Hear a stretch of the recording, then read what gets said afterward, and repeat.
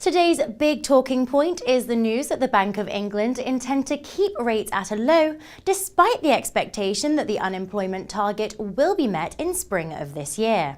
On the line to explain this a little bit further is Neil Prothero, Deputy Chief Economist at EEF. Neil, Mr. Carney acknowledged that unemployment had fallen quicker than anticipated, as the central bank also sharply revised growth forecasts for the next 3 years. Was the UK economy underestimated, do you think? I think to a degree. I think it's surprised everyone a little bit by how strong the economy's been in recent months.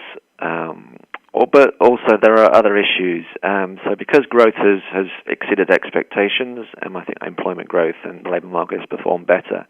But in terms of the Bank of England's policy response, I think that was linked to, as you say, this unemployment target, which it set at 7%, and it didn't think that would be met for quite some time, another couple of years.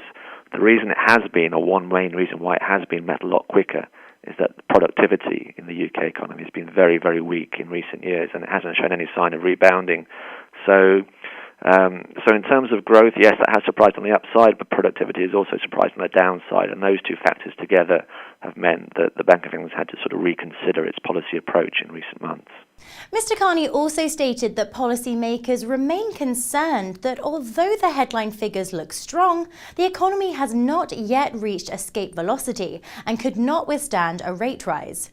With NIESR recently warning of a lack of productivity, as you mentioned, what vulnerabilities does the UK economy still possess? Yes, that's true. Mr. Carney's been very strong in making the point that the economy still faces quite a lot of different headwinds.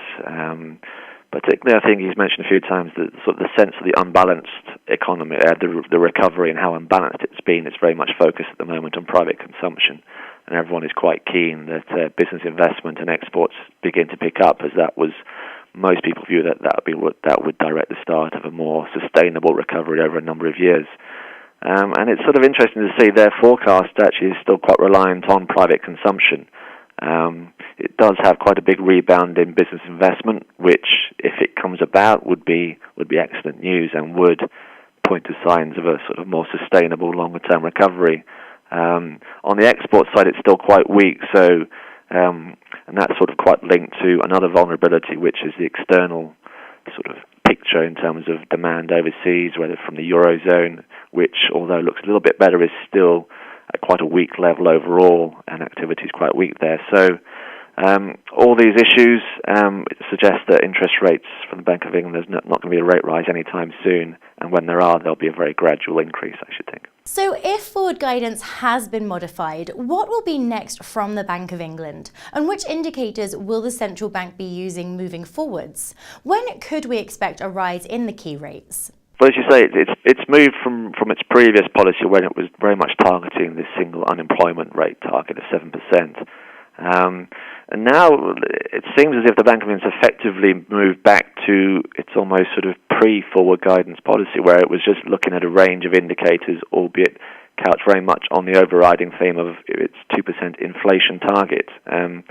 So it's now basically saying it's going to look at take a more holistic view of the economy, looking at a range of different indicators, but not really specifying any particular one or giving one much more priority over others. So it's all become a little more fuzzy, as I think Mr. Carney actually mentioned, or a few commentators have, from a previous single target. And it's just going to be gauging, I think, more the general view of the economy over the next 6 to 12 months. As a result, I don't think there's any chance of a rate rise this year. Mr. Carney sort of hinted that they're following the current level of market interest rates and what the market expects, and they've got their first rate rise for the UK in the first half of 2015, and that still seems to be the most likely date, I would think. And finally then, Neil, we're currently witnessing a performance triangle between the US dollar, pound sterling and euro, with the dollar outperforming the pound, yet the UK currency remaining up on the euro. What does this do for the pound's purchasing power? Well, the sterling is, as you sort of say, it's been outperforming actually most currencies in recent months. I think at the moment now it's about 10% above its trough last year back in March.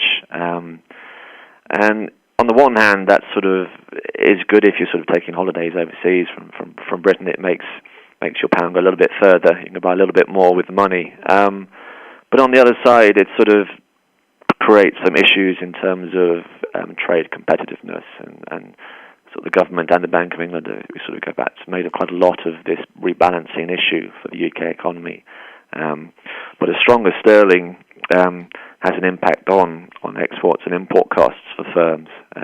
Imports become cheaper, but exports become more expensive overseas, and so therefore more of a challenge to sell. And unfortunately, I think this is going to remain a problem. It's something that our surveys have shown for manufacturers, that they're facing pressures in terms of the strength of the currency. But with growth looking quite promising still in the UK domestically, I think that will continue to support the currency for a while. And so I think these pressures will remain for some time to come. Neil, thanks very much for your comments, and viewers, thank you for watching. I'll be back shortly with another exclusive interview, but for now, it's goodbye from me.